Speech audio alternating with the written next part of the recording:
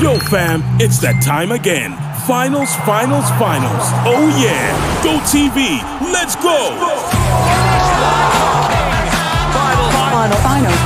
Go TV. This is too big. The Premier League, La Liga, Champions League, FA Cup, Europa, and more. Finals.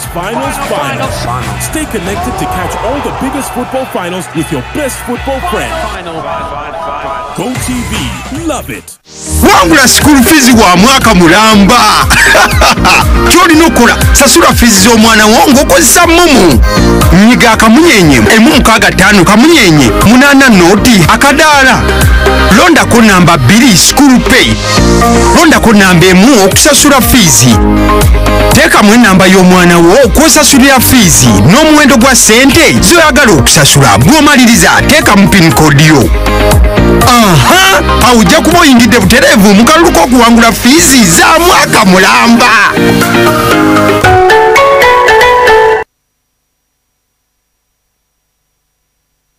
The national budget is out, but what does it really mean for your business, your wallet, and your future? This budget month, Next Media puts you at the center of the conversation with TV talk shows, radio, social media reels, and business spotlights. Banks, SMEs, and NGOs don't just react. Be part of the story.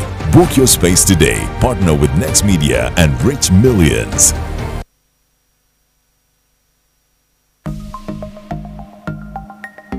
Better study tips. Choose a unique PIN. Avoid using common and easy to guess numbers like your birthday, phone number, or consecutive numbers. Also, do not use the same PIN for multiple accounts. In partnership with Uganda Communications Commission and NBS.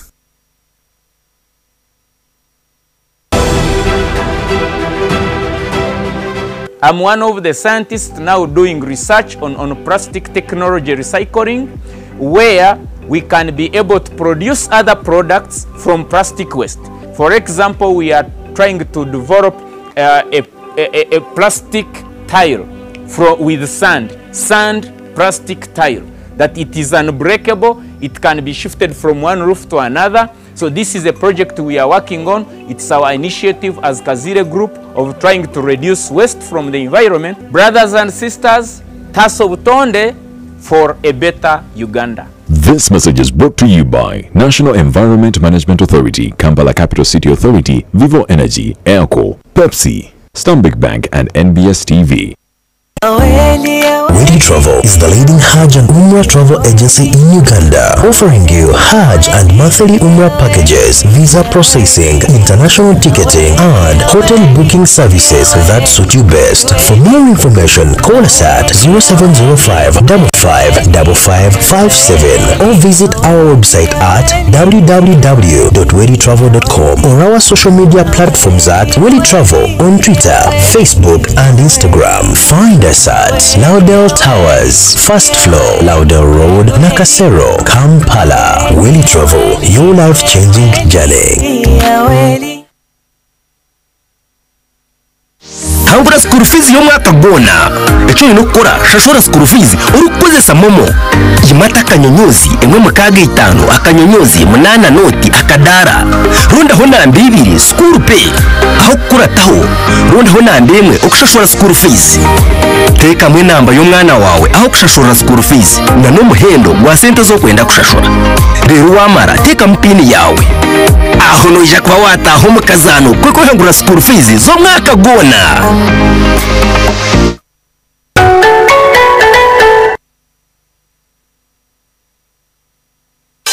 Nala instant noodles, the ultimate convenience. Just boil, season, stir, and enjoy the delicious different flavors. Get your Nala instant noodles today for a quick, tasty meal. Available in shops and supermarkets countrywide. For wholesalers and traders, visit Chapa General Enterprises, shop number 3, Chikubo, Kampala, Rafik Building. Nala instant noodles, boil, season, stir, and enjoy.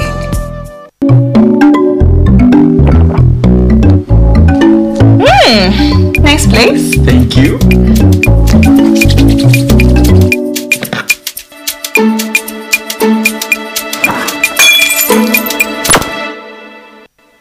Now you can pay for GoTV weekly for as low as 5,000 Uganda shillings a week and enjoy your most loved entertainment with Kawiki. Dial star 206 hash or use the My GoTV app to pay. GoTV Uganda. Love it. Yes, Salam TV.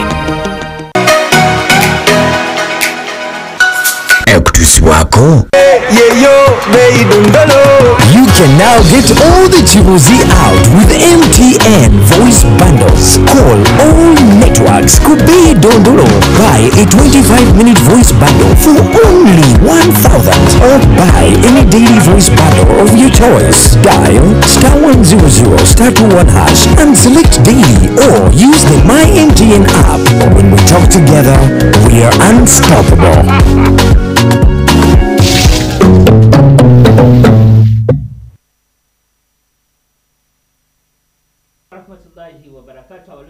Salam TV program Kigudde evening drive Ibrahim Bagala yo bazi kusokubanga kutusako ebyo byonna gwe byotategedde nze byentegedde nange bestategedde byotegedde tuli wamu ne banaffe aba MTN ne batugamba together unstoppable mu kaseera kano nga byakuza bana ku masomero loza wandibadde nga gwe eido omuzadde taata maama jjajja senga sezaala ne nnyazaala esawa zino mwino kwanga mwafunye line ya MTN ekyo kyosagala kibagambe okubanga maze ofuna line ya MTN nga mumaze okubanga mwine simu ziseereza bw'obanga olina simu ya seereza olina okubanga ddala wamaze obanga ofuna momo app eyo gye badownloadinga osobola okubanga okola ki osobola okubanga weeyagala bweyagazi okitegera butegeezi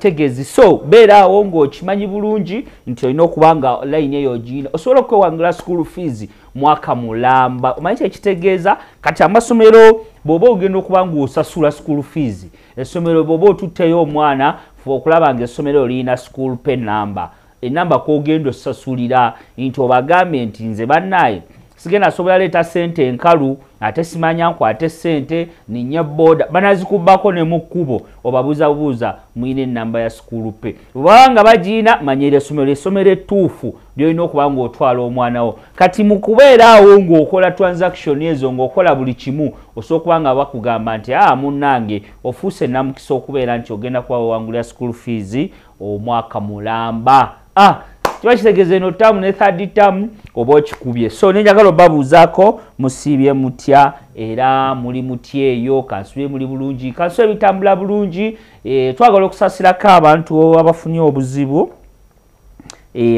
obuzibu bonna obw'engeri yonna nti tusaba Mukama Katonda abeere nga abagumya abafunye ebirungi mwebaze Katonda mugambe nti alhamdulillah kyekisinga twagala okubanga twagala noza tutandikire wano officially buli munnayuganda yenna nga Allah yakuwanzeeko eddusu ng'ogenda kubanga okola emikolo emitukuvu ejja hijja wano ku Kigudde Waani ne wano ku Salam TV twagala okubanga tukwagaliza olugendo olulungi olwedde wali abatuuseeyo dda era ndowooza gwali ku Salam TV obadde olaba updates zonna nga tuzikuwa nti kati wano batuuse wano kati wano batuuse ku nnyumba wano bawumuddemu wano bali ku hoteli fefeka abakikola wano tewali mulala akikola tebakulimba ate gwe alina Afro Mobile gwasingira ddala okubanga okikuba kubanga kugamba bugambi nti Afro Mobile twakugamba wano ku Salam TV buli kimu tukikuleetera butereevu ate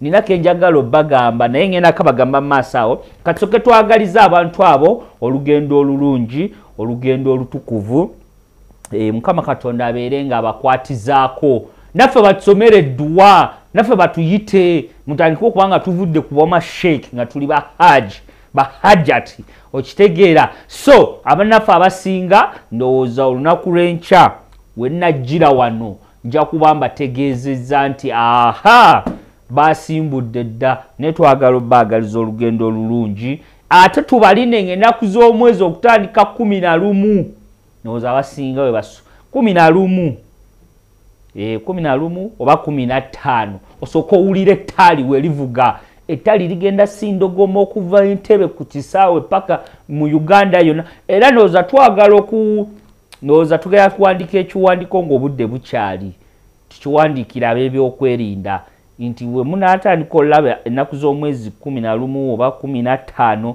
temwewuunya ki ekigudde mu ggwanga tugenda batwaniriza bagenze kukola mikolo mitukuvu ejja hijja kankubulire teri gwe bakima kuva Ntebbe ku hijja ne batamukubira gundi ne batamukubira amataali era kati essaawa ze woba olina omukolo ab'amataali bakwate bulungi wiiki 2 ezijja mu maaso oba wiiki emu mu maaso bagenda bali bize bagenda babuukinga bamataali gurupu zonna z'omanyi ez'amataali zonna bagenda bali bukuti nga bali bize so nkugamba bugambi nti kola ki beera naye tofaayo bonna abatutulabye ku Salam TV ojja kuba tuli ku Afro Mobile ojja kuba downloadinga app yo tulabe butereevu mu buli kimu fe twakugamba tugenda batukuwa 360 degrees coverage teri mulala agenda kikuwa okujjako ffe wano ku Salam TV tugenda batukikuwa ne sister TV zaffe tubeerenga tuziba nenjagala bategeeza taasa obutonde bwo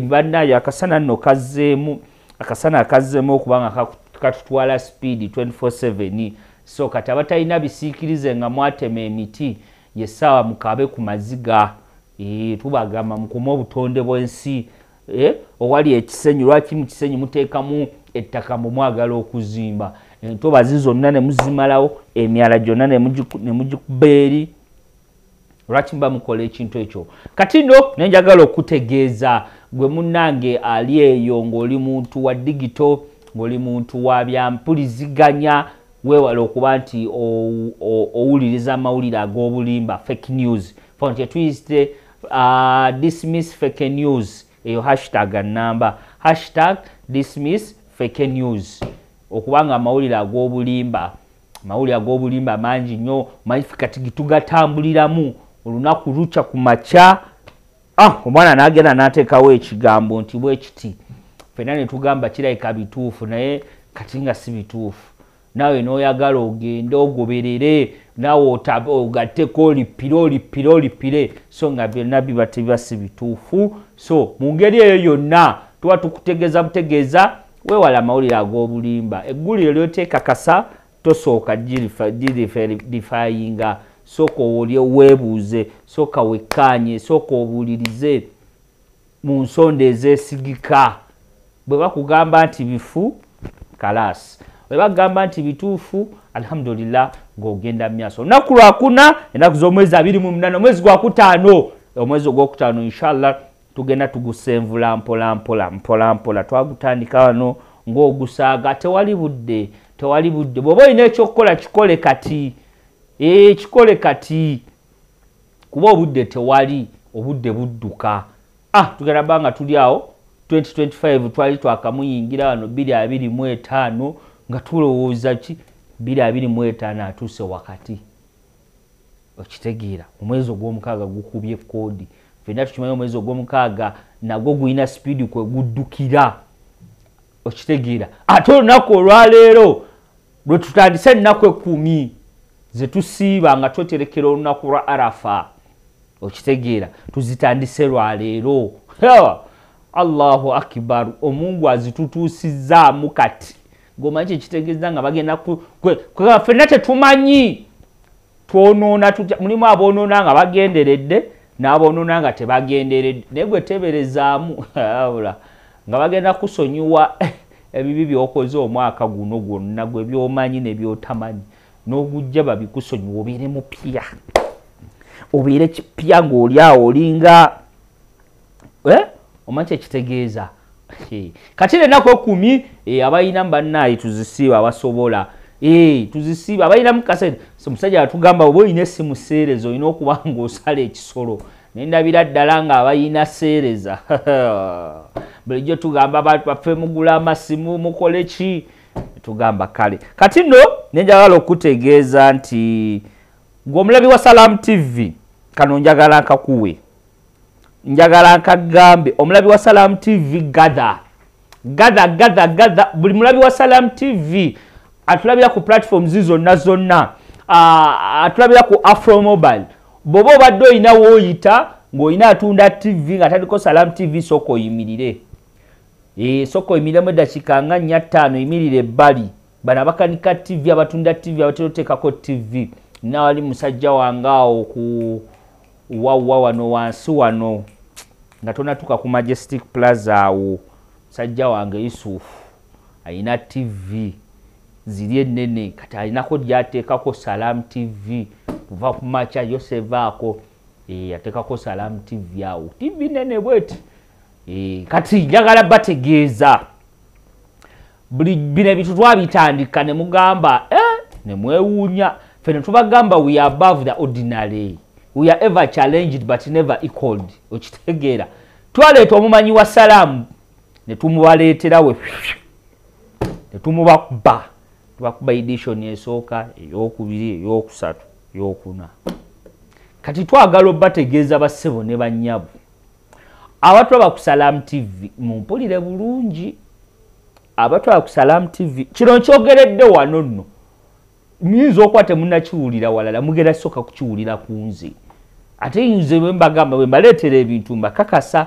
mugenda kiwulira ku nze abalala bagenda babagoberera nze inshallah twagala bategeeza bannayuganda mwenna officially omulabi wa Salam TV omumanyi wa Salam 226 kati ndoza tuba fe we are ahead omumanyi wa Salam TV 226 mulowooza tetugenda tandika auditions kati waliwo yeewuunya agamba omusajja abadde kyenjogera nkikakasa 226 ku luno kigenda bba nti naawe ali eyo ku nsonda y'eggwanga Uganda ogenda mwetabamu kati ekyo kyenjagala bategeeza nti kati ffe tuba tusimbudde ali mu nsonda ye Uganda ate gwe kutukwagala nnyo tuyinza oleka bano ab'okumpi naye gwe ali mu nsonda ye Uganda ali mu Eastern ali mu Western ali mu Southern ali mu Northern tugenda kutuukako weewandiise tukubuuze ebibuuzo kati all regions zonna tugenda bba tuzeetoolodde okitegeera zonna tugenda bba tuzeetoolodde like nga wogamba nti okutte bakuli oba yonna ogyetoolodde lino eggwanga Uganda tugenda dyetooloola omumanyi wa Salam 226 so tugenda bba tukutegeeza gwali eyo omuvubuka ali eyo omukadde ali eyo omukyala ali eyo omwami ali eyo weetegeke ndowooza gwawulidde kino ekirango kyenjogedde essaawa zino okuva wenkyogeredde paka we tunaakutuukako you must have to be ready because we are coming tugenda simbula tusimbudde bamwise omumanyi wa Salam 226 tusimbudde regional edition kati buli omu tugenda bba tukwetaaga nga tukwetaaga oba oliwa waliwo yampeereza ka message nasooka nenkikuonako yampeereza ka message nambuuza weeyo weebudadiri imagine weebudadiri nangamba ebintu ebyo nalaba abaana bawangula abaana baddamu ebibuuzo nange njagala okwetabamu naye nze ndi wala nemugaa kakkana ab'ebudadiri we are coming kati tugende tukubuuza ebibuuzo ebudadiri ogenda kakasa nti omuntu okumanyanga abantu abasinga they are ready so kyekyo kyenjagala okutegeeza okitegera olunaku olwaleero twagala tunyumye biki gwe nga gwe omuntu nozo kati bebino betugamba nti biki nga gwe omuntu abantu ffenna tukuba pulaani wallahi n'okuba pulaani noga mukama Katonda njagala nkole kino njagala nkole kino naye n'otakituukako yessaawa bw'oba olina ekintu ekyokukola njagala ompeereza message ku simu yange eya whatsapp eya 0760 5 22 45 ompeereza message ombuulire kyakuyiga ki kyofuna gwe ne bagamba nti omuntu gundi yabadde agenda kukola ekintu bwe kiti ne kimulema ti omuntu gundi yabadde agenda kukola ekintu bwe kiti ne kimulema ne kigaana natakituuka nako abamba motivational speakers ne batandika if you have to do something you have to do it now before it is too late abamu nti you plan for the future kumbe ne future togenda nagiba mtu togenda nalaba bwefaanana bannaye naye nga bwe kiri omuntu opulaninga n'ogamba inshallah nja kukola kino nja kukola kino at the end of the day n'otatuukayo so ogenda kuba ompeereza message ku whatsapp yange eyo eya MTN kuba ompeereza message eri 0760152245 mpeereza message ombuulire kiki ekyo gwe kiweetyawo kyogaa oyagala okikole ate okikolerewo wazzizaayo omwana ku ssomero oba tonnaba by the way term 2 yatandise ladies and gentlemen yes term 2 abaana bazzeeyo ku masomero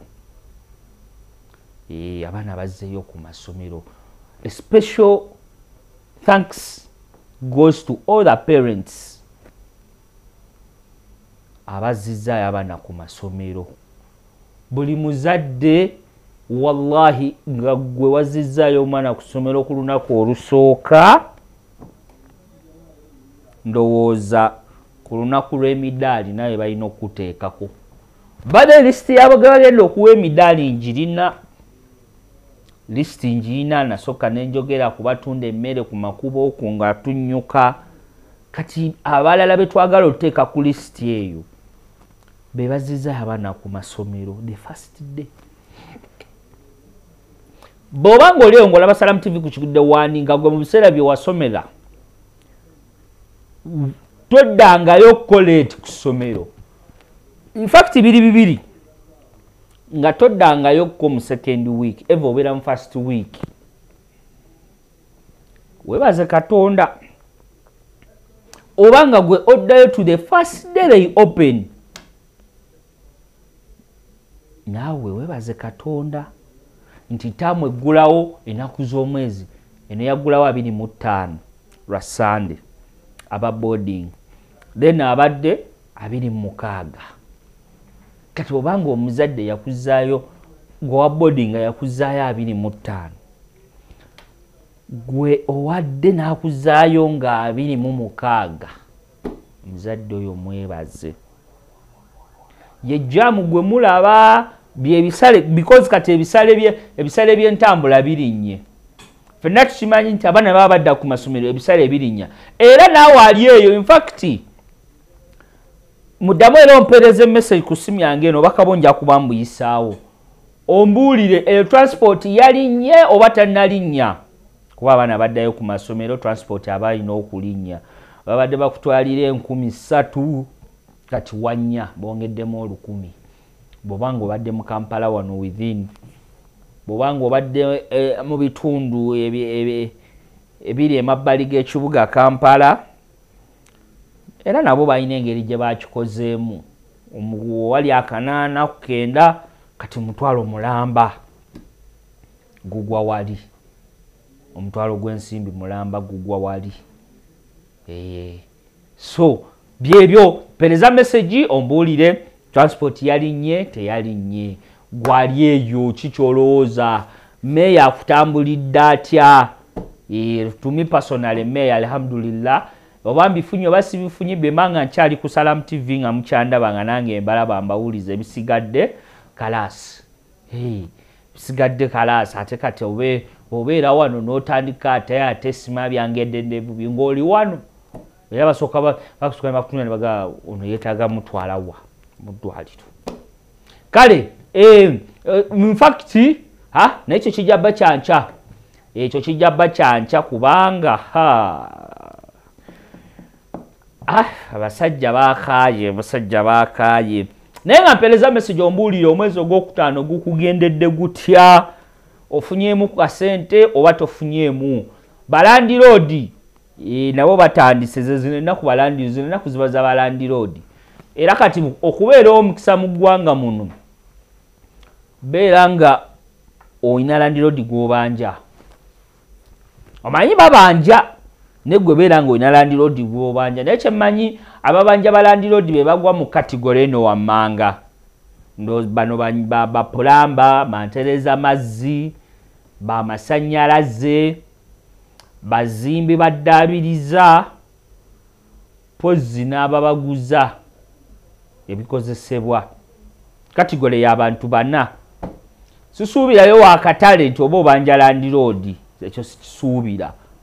Landiroodi omuntu nannyini ennyumba obeere ng'omubanja, naye ab'amasannyalaze asobola okuba nga amubanja nga yajja n'atereeza ennyumba z'amasannyalaze wayalingi yali bulala, ne bajja ne batereeza n'abagamba omwezi ogunaggwako abapangisa ze banampa kwenjobbawa.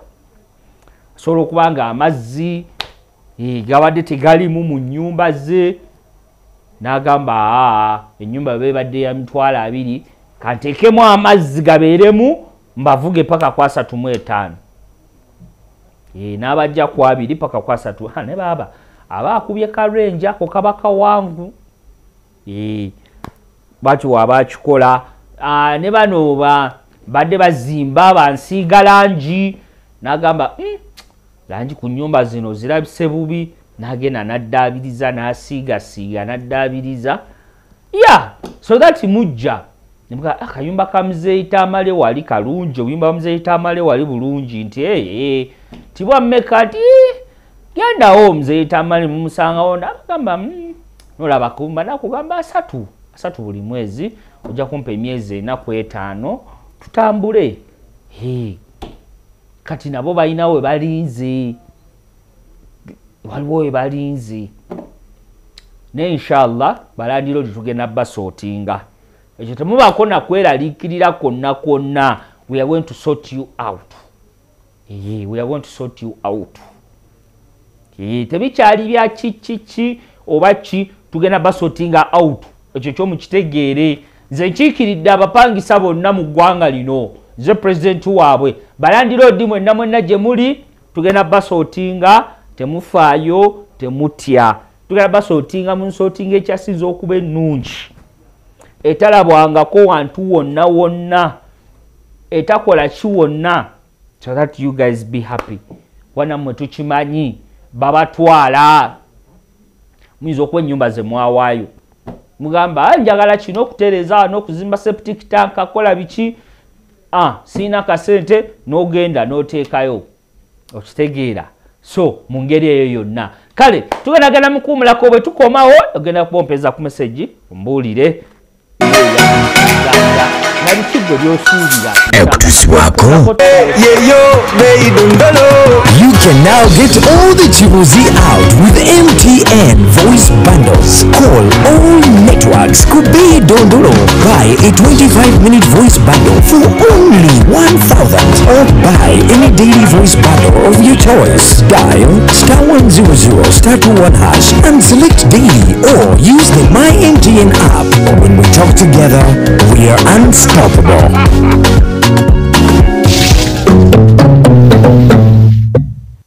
Wangula school fees wa mwaka mulamba. Kyolina okukola sasula fees z'omwana wo ng'okozesa mumu. Nyiga akamunyenye 165 kamunyenye 8 noti akadaala. Londako namba 2 school pay. Londako namba 1 okusasula fees. Teekamu enamba y'omwana wo kw'osasulira fees n'omuwendo gwa ssente z'oyagala okusasula. Bw'omaliriza teekamu pin code yo. Awo ojja kuba oyingidde butereevu mu kalulu k'okuwangula fiizi za mwaka mulamba.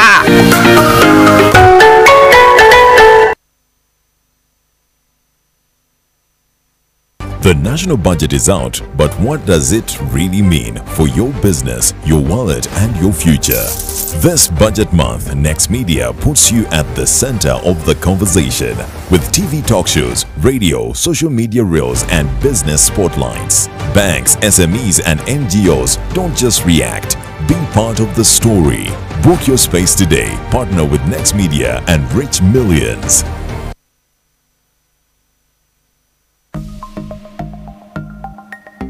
Better study tips. Choose a unique PIN. Avoid using common and easy to guess numbers like your birthday, phone number or consecutive numbers. Also, do not use the same PIN for multiple accounts. In partnership with Uganda Communications Commission and NBS.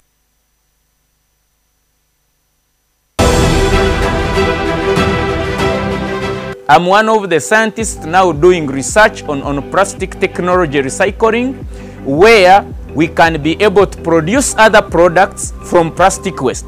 For example, we are trying to develop a plastic tile with sand plastic tile, that it is unbreakable, it can be shifted from one roof to another. So this is a project we are working on. It's our initiative as Kazire Group of trying to reduce waste from the environment. Brothers and sisters, Taso Butonde for a better Uganda. This message is brought to you by National Environment Management Authority, Kampala Capital City Authority, Vivo Energy, Airco, Pepsi, Stanbic Bank and NBS TV. Waani Travel is the leading Hajj and Umrah travel agency in Uganda, offering you Hajj and monthly Umrah packages, visa processing, international ticketing, and hotel booking services that suit you best. For more information, call us at 0705 555557 or visit our website at www.waanitravel.com or our social media platforms at Waani Travel on Twitter, Facebook, and Instagram. Find us at Laudel Towers, First Floor, Laudel Road, Nakasero, Kampala. Waani Travel, your life-changing journey. Hangura school fees y'umwaka gona. Icyo nokora shashora school fees urukozesa momo. Imata kanyonyozi emwe mukaga 5 akanyonyozi 8 noti akadara. Ronda hona mbibiri school pay. Aho kura taho. Ronda hona ndemwe okushashora school fees. Teka mwe namba y'umwana wawe aho kushashora school fees na no muhendo gwa sente zo kwenda kushashora. Rero wamara teka mpini yawe. Aho noja kwa wata aho mukazano kweko hangura school fees zo mwaka gona.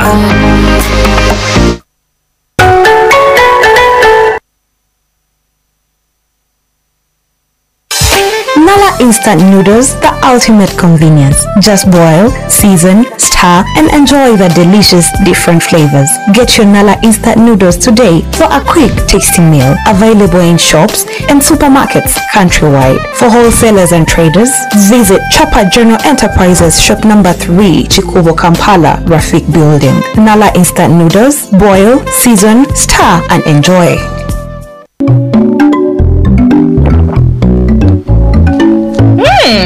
Nice place. Thank you.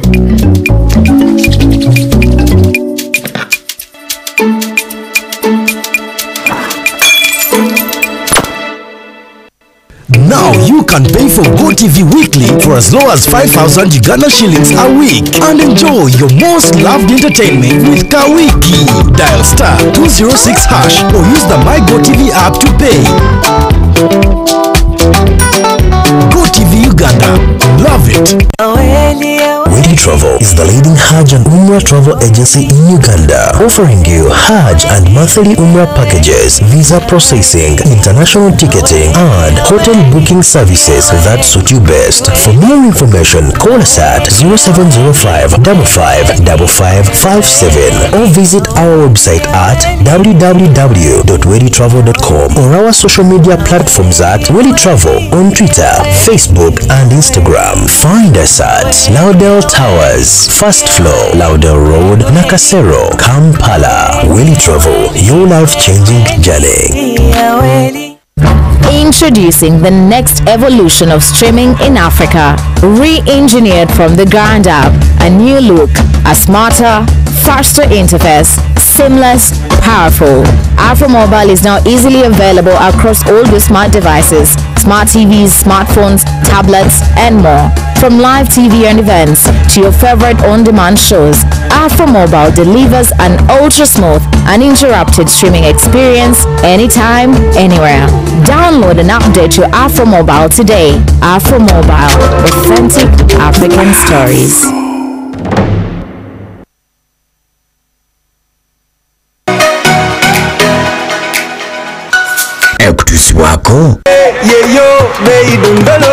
You can now get all the Chibuzi out with MTN voice bundles. Call all networks. Kube Dondolo. Buy a 25-minute voice bundle for only 1,000 or buy any daily voice bundle of your choice. Dial *100 *21# and select daily or use the My MTN app.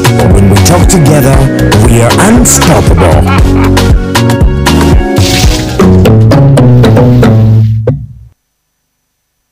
Okay, assalamu alaikum wa rahmatullahi wa barakatuh. Gwe mulungi akyatwaba ku Salam TV program Kigudde the Evening Drive. Tubeerawo buli lunaku okuva saa 11 paka saa 12 Monday to Friday.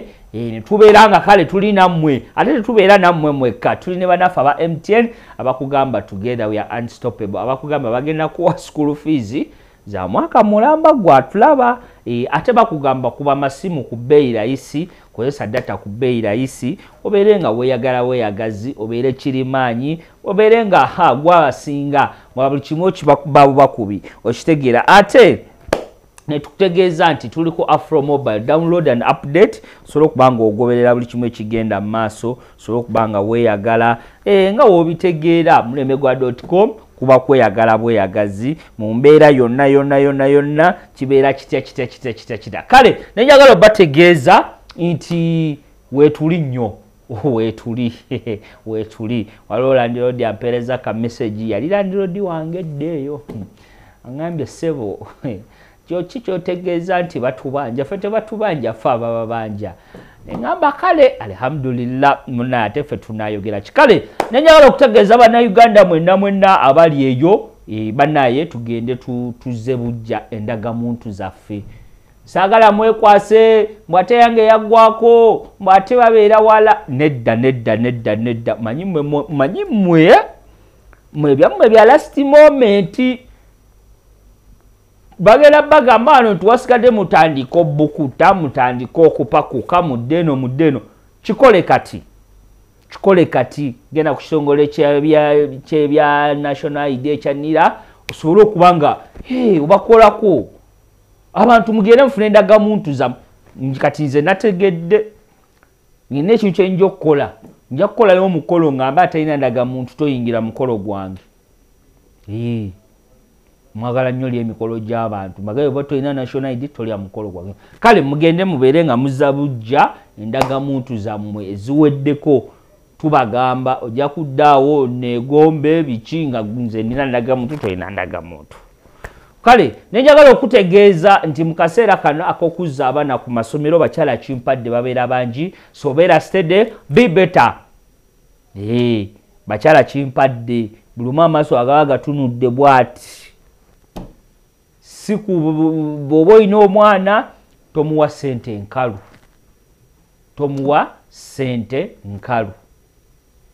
Essomero likuwe school pay, MTN momo pay kuba osasulira.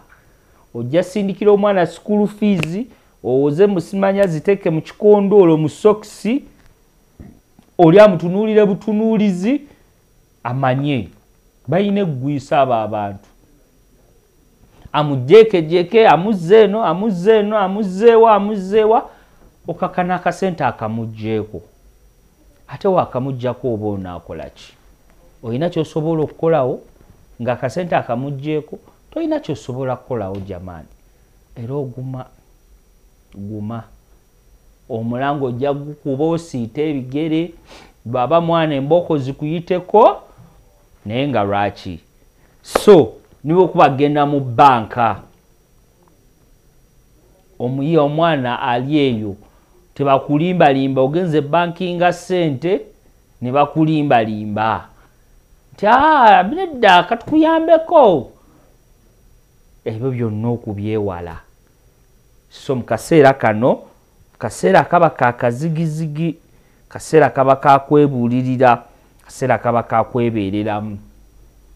Bakozesa olukujjukujju ne bakwagala bakutwaleko ebibyo nti katukutwale katukole.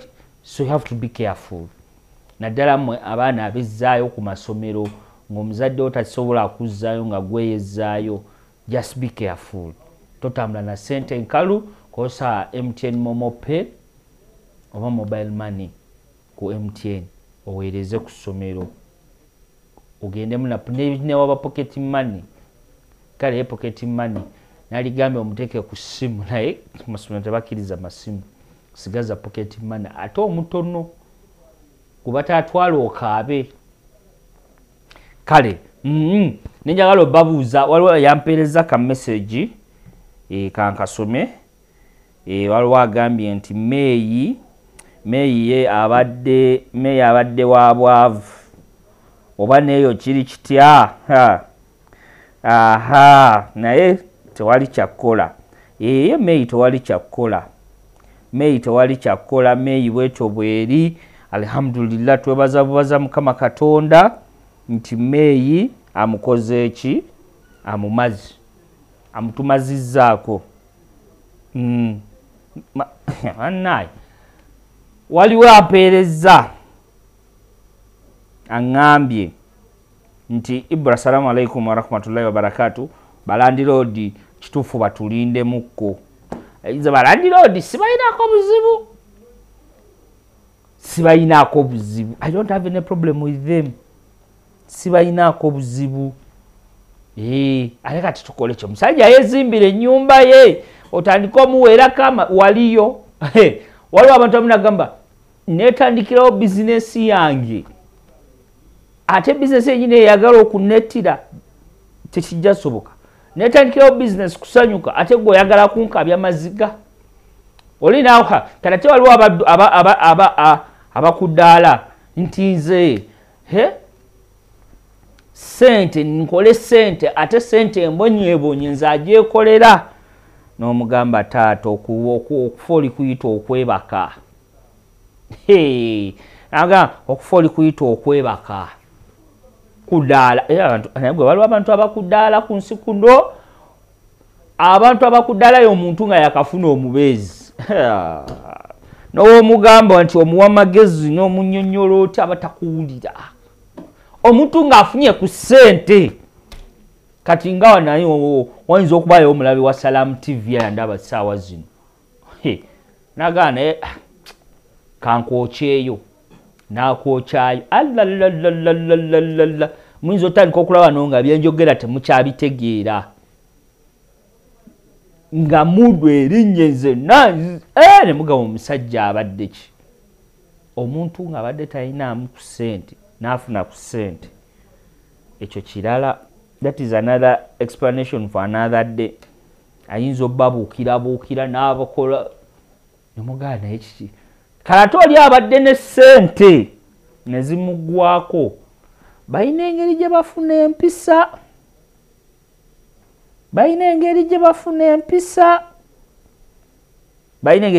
empisa. Kale nenjagala okutumirako ku omwami omutaka Musambogo. Omutaka oyo nno omutaka mulamba Musambogo. Njagala okutumirako sebo ogamba otya kasubye bitambula bulungi eyo. Oyo kati ayinza okungamba sebo nali nzirina ne zizigwako nedda wali toziina ne zijja bulungi nnyo n'oba ng'okola ki n'oba nga weeyagala bweyagazi. Naye nga kyo kituufu. Baba n'empisa. Oli yaŋŋamba Ibula ennaku zino ng'oyina empisa. Sente zeeka zaakuwaddako. Ne mugamba taata tokuba nnyo. Naye ng'ate empisa nzina naye nooza nga yalaba mbuuzabuuza nkola ntya. Nanga Ibula tobanga nomugamba nedda mukama wange si bwe kiri. That can't happen. That can't happen. Ngalaba obuuzabuuza kati nayagala okundowoozesiza. Omanyi kati abantu osobola nga oyina empisa oyina ekisa. Abantu ne bakuggyako ekisa n'empisa nga ne batandika kusalako kigambo leka talinaamu mwavu. Olaba abuuzabuuza, olaba akola bw'ati, olaba muwetowaze, olaba waggonjebwa. nenga bambi obadde wagonjebwa n'obadde ozirira oba oli ng'abadde nga takyagambibwako ng'ali awo bw'ato tagambibwako takola ki ne mutandika yatunze ettaka ly'ekijja kati alina ssente atulabira eri n'ayita gwe kino n'ogamba bannaayo ebintu ebisinga labikira mu byalo omanyi mu byalo abantu b'omu byalo there is a way gye ba identifying omuntu alina n'atalina ne bamanya nti enneeyisa y'oyo bw'aba alinamu ku ssente yeeyisa bw'ati enneeyisa y'ono bw'aba talinamu ku ssente yeeyisa bw'ati bakulaba ensonga lwaki obumenyi bw'amateeka bubeera nnyo mu kyalo nti oli atunda ente ye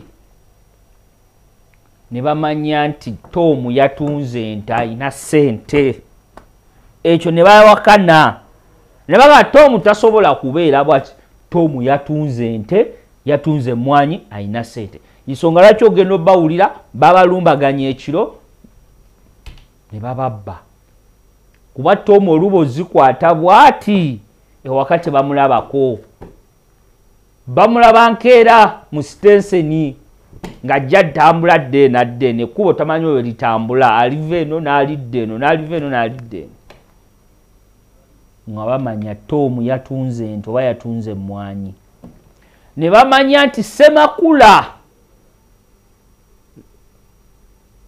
oba alina oba talina yoyo Ssemakula tayawukana era waba talina manya temusobola kumanya Ssemakula talina oba alina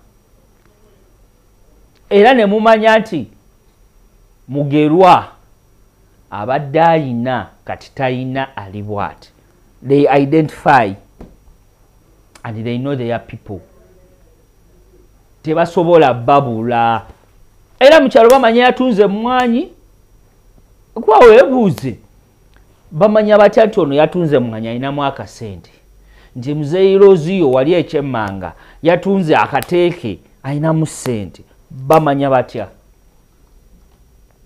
okitegeera n'omanya n'ogamba okay eno enkola bweti bweri bwe bati abantu we bali this is how they do it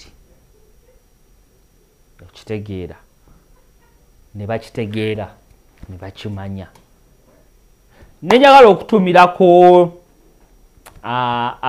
abakulu b'obusolya abakulu b'obusolya kati bw'oyagala olaba obuzibu mbuuza kasolya ki mwenna abakulu b'obusolya tubatumiddeko nnyo mwebalire ddala abataka mwenna tubatumiddeko mwebale nnyo weebalire ddala embeera bwetyo bweri okitegeera oliraga abasiima okoze eki bakusiime ng'oli mulamu nejagala otumirako abantu mwenna nga gwe famire yo bajibbulamu oluguudo b'ekizimbe eyo ne balegase nga gwe ssebo famire yammwe era wano tugamba abantu wano nti famire yo baali bagiguddemukko ku luguudo either olukyama ewammwe oba olugenda mu sitenseni babale bubazi babale nga bababbulamu ku luguudo oba ekizimbe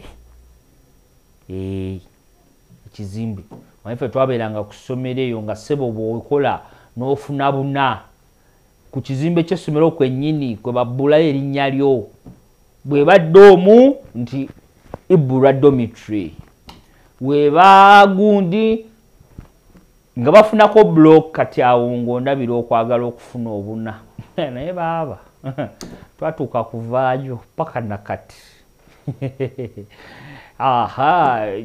newawe walala nga boyi bakubbulamu kati muti bakugamba g'omuti wagusimba naye nga basinga babbulamu bizimbe by'essomero basobola ofuna administration yeeyo ne bakubbulamu ekizimbe erinnya lyo ne bagenda oba ku ddoomu y'abalenzi oba wonna oba ekkubo lyennyini erikyama ewuwo tibaagala aliwo road nga wokkiririra awo kapande ne bakuteekawo temumbulaba obupande wa KCCA mapupande manya g'abantu nti Gundi Road ebizimbe mubiraba okitegeera kati famire yo webanga ebyo byonna teina weegwa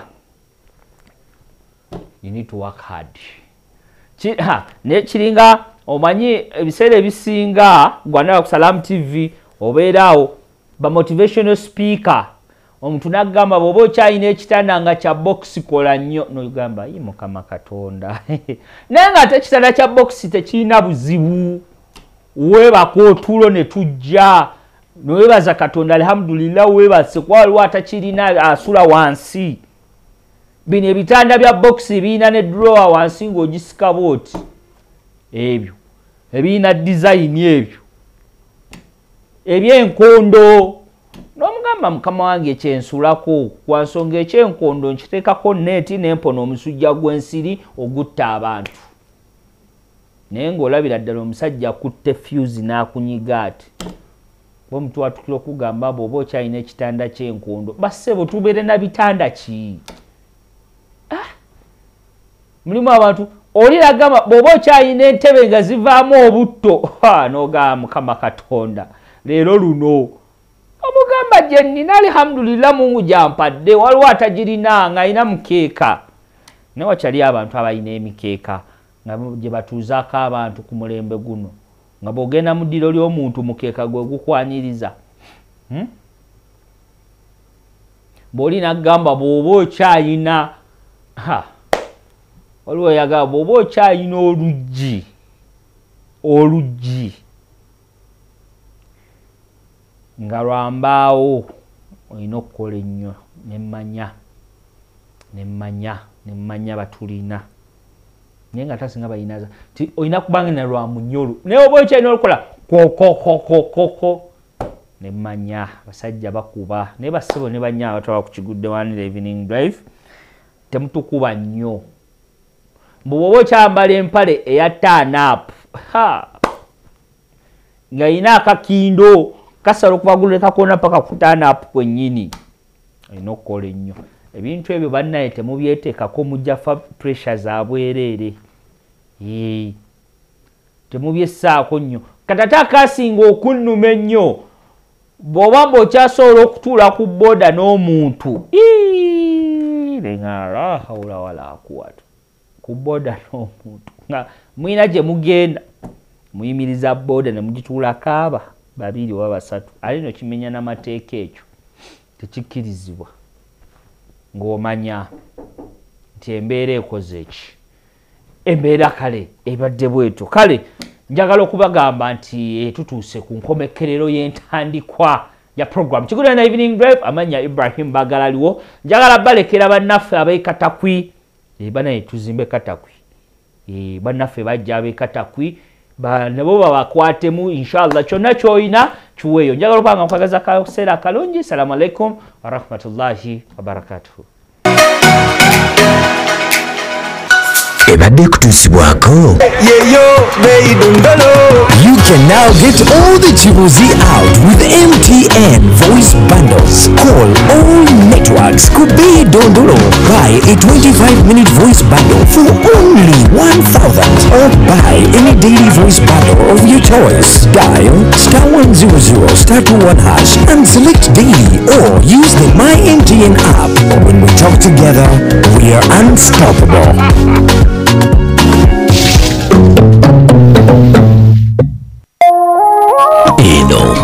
Salam TV. Yo fam, it's that time again. Finals. Oh yeah. Go TV. Let's go. Final. Go TV. This is too big. The Premier League, La Liga, Champions League, FA Cup, Europa, and more. Finals. Stay connected to catch all the biggest football finals with your best football friend. Go TV. Love it.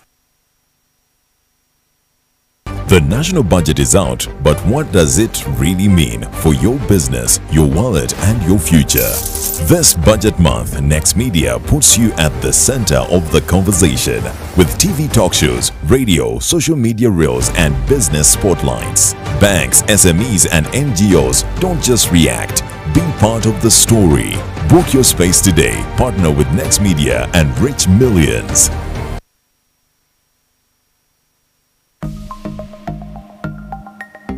Better study tips. Choose a unique PIN. Avoid using common and easy to guess numbers like your birthday, phone number, or consecutive numbers. Also, do not use the same PIN for multiple accounts. In partnership with Uganda Communications Commission and NBS.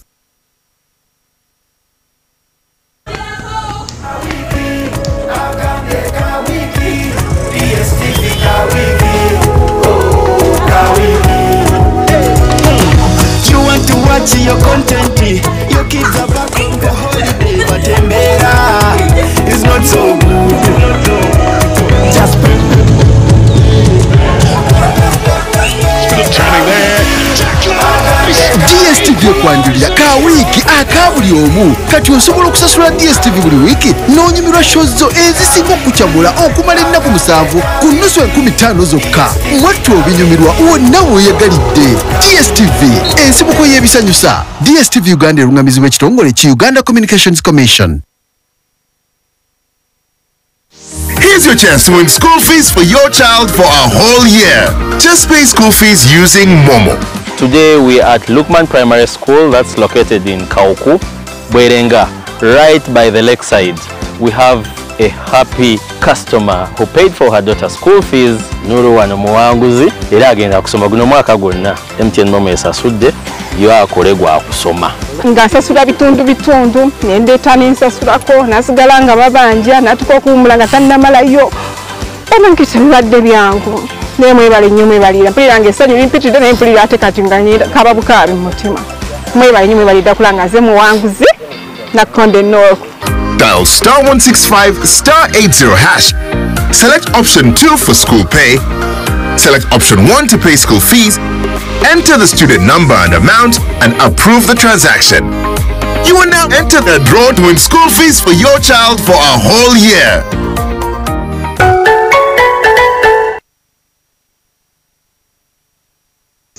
Tata Jona, Randy Road era wona tukedde ya konkona. Hey.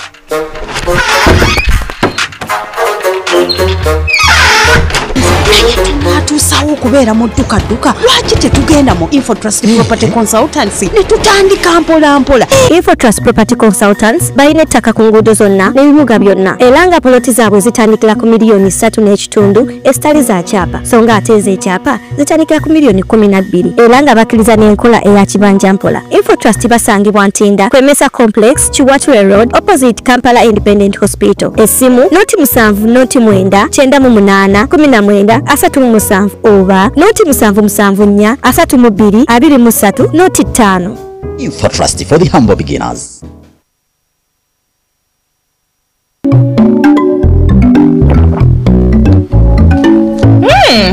Next please. Thank you.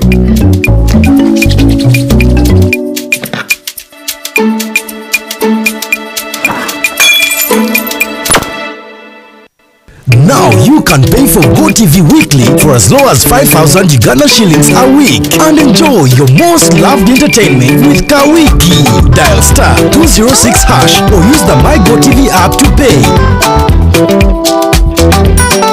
GoTV Uganda. Love it. Katakwi district in eastern Uganda faces critical challenges including limited education and healthcare facilities, scarce drinking water and severe drought hindering agriculture. Access to places of worship is also a major gap. So approximately like here, how many Muslims do you have? Approximately. We in this area, families, yeah, Muslims. So far around 40. 40. Around 40 families. Yes. 40 yeah, residing just within here.